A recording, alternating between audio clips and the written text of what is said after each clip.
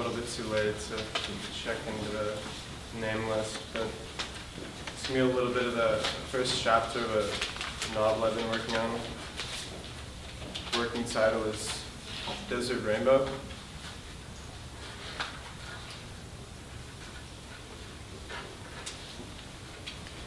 "89 miles per hour. The car shot west on Interstate 10 with the interdimensional frequency of the photon emission from a dying sun.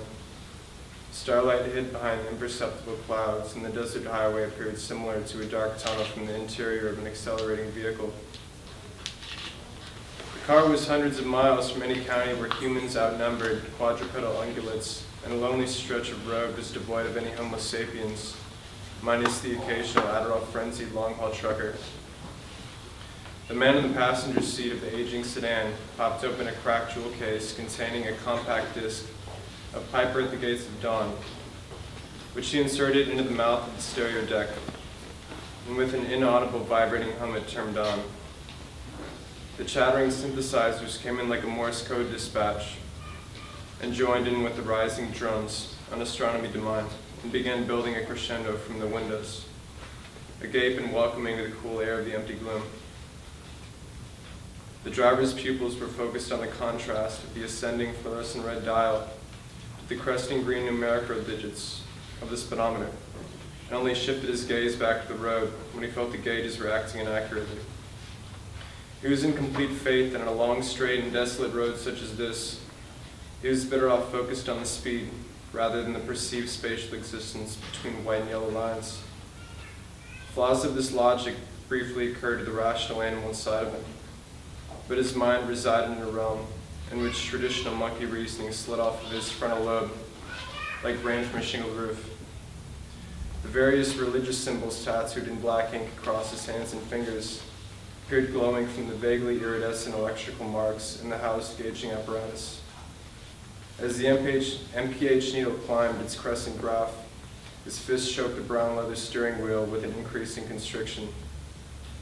This perceptual apparatus was consumed by the bodily stimulation the maxed out engine provided through redlining RPMs, which translated through his senses somewhere between a Swedish massage and electroconvulsive shock therapy. 100 miles per hour. The passenger slid a J from a half-empty soft pack of Camels that were stashed in the glove box, and a lighter from the right hip pocket of his white slacks. He craned his dome down to the base of the dashboard to avoid the screaming winds, and lit it with a heavy pull of his diaphragm. He held the J below his knees to protect his flame, as wisps of his long brown hair orbited his cranium in repeated rhythmic paths. His sunglasses, which were Chinese Wayfarer rip-offs purchased for $3 at a gift shop in Venice Beach, had become tilted on his face, and he carefully straightened them with delicate attention. Exhaling slowly through his nasal cavity, he began contemplating the native people of the desert and thought about the European conquerors who rode their stallions through the rocky hell, imposing Christianity on the natives. Thoughts of spiritual imperialism quickly morphed into stark morbidity, and he began a shamanic breathing technique he learned from a Kundalini yogi while turning the car's volume knob to its maximum. Forced religious assimilation was a thought he could not dare to entertain at the moment. Its violent ugliness was too real to confront. 107 miles an hour. Lime and limpid green, a second scene, chanted Sid Barrett. Holding the J in front of the green lighted stereo display, the passenger handed the flame to the ink digits of the pilot, who held it in a cupped fist between his index and middle finger. The driver's ocular energy was now fixed back upon the headlight-carved path of the pavement. Although his physical body piloted the car, his pineal gland stared into hyperspace. Hoisting his knuckles awkwardly around the right side of the seat, he attempted to negotiate a pass with the female sitting behind him. She stared out of the window into the darkness, oblivious to the bald phalanges in front of her, until he turned his fist up and lightly waved the joint like a torch in the darkened vehicle. She plucked it from his fingers as if it were a dandelion, and took the burning plant matter into her alveoli with a deep inhalation, smiling calmly in the gale force current while conforming her posture to the seat.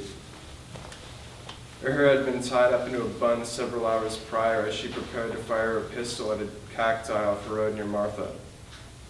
Her smile evaporated for 1 minute and 9 seconds as her concerns grew of the possibility that the stray bullet might have struck a distant wild animal.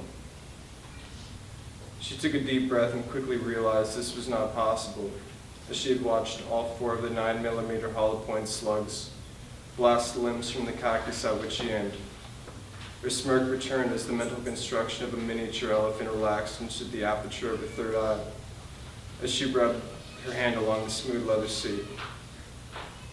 She insulated the cherry behind the center console, briefly forgetting she held it in the midst of euphoric introspection.